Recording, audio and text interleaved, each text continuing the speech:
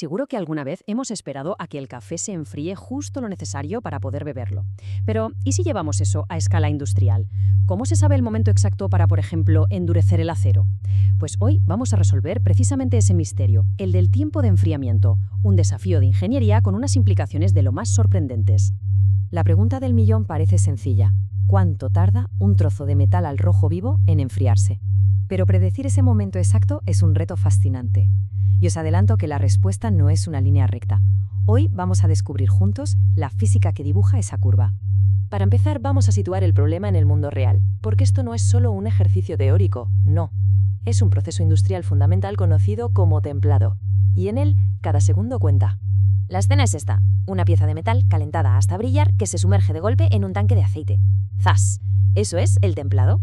Un enfriamiento brusco y muy controlado que transforma por completo las propiedades del metal, haciéndolo mucho más duro y resistente. Claro, para que salga bien, el control sobre el tiempo y la temperatura tiene que ser milimétrico. Vale, pongámosle números a esto. Nuestra pieza de metal arranca a una temperatura que tela 200 grados Celsius, casi nada. Y de ahí se sumerge en un baño de aceite que se mantiene a una temperatura ambiente constante de 30 grados Celsius.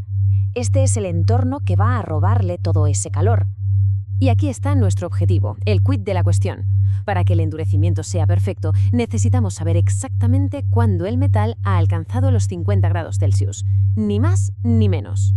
O sea, que tenemos el punto de partida, el entorno y el destino, pero nos falta la herramienta para conectar estos puntos en el tiempo. ¿Cómo se modela este cambio? Pues la herramienta que lo conecta todo, curiosamente, no es ningún invento moderno.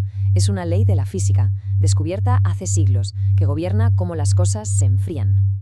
Dicho de una forma más sencilla, cuanto mayor es la diferencia de temperatura, más rápido se enfría el objeto. Y a medida que se va acercando a la temperatura ambiente, el proceso se ralentiza. Tiene bastante lógica, ¿no? Claro, esto, en el lenguaje de las matemáticas, concretamente del cálculo, tiene esta pinta. Puede parecer un jeroglífico, pero en el fondo simplemente está expresando con símbolos la idea que acabamos de comentar. A ver, vamos a despiezarla. dt es simplemente la velocidad a la que cambia la temperatura. La K es una constante que depende de los materiales. La T mayúscula es la temperatura del metal en cada instante y T sub A es la temperatura ambiente, la del aceite. Fácil. Así que, si metemos en la coctelera los valores que conocemos, la constante de enfriamiento de 0,05 y la temperatura del aceite de 30 grados, pues obtenemos el modelo exacto para nuestro escenario. Muy bien, ahora que ya tenemos nuestro modelo matemático, es hora de ponerlo a trabajar. Vamos a resolverlo para encontrar la única variable que nos falta, el tiempo. Para pasar de la tasa de cambio a una fórmula que nos dé la temperatura en cualquier momento, se siguen estos pasos de cálculo. No vamos a meternos ahora en el barro de las integrales, pero que sepamos que este es el proceso para resolver la ecuación diferencial.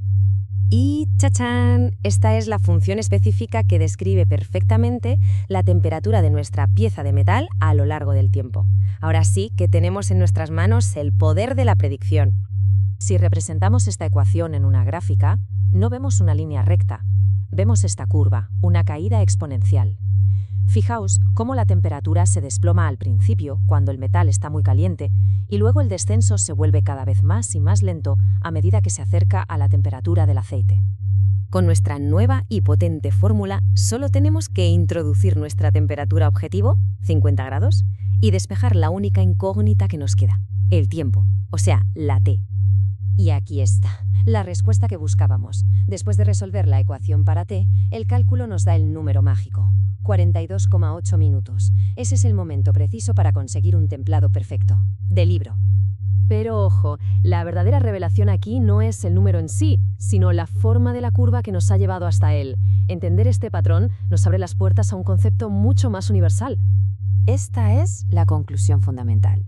El proceso no es lineal. Sigue una curva de decaimiento exponencial. Un patrón que, como vamos a ver, aparece una y otra vez en la naturaleza. Pensemos un momento en la dinámica. Al principio, con una diferencia de 170 grados entre el metal y el aceite, el calor se transfiere a toda velocidad. Pero más tarde, cuando la diferencia es de solo unos pocos grados, el proceso se vuelve increíblemente lento.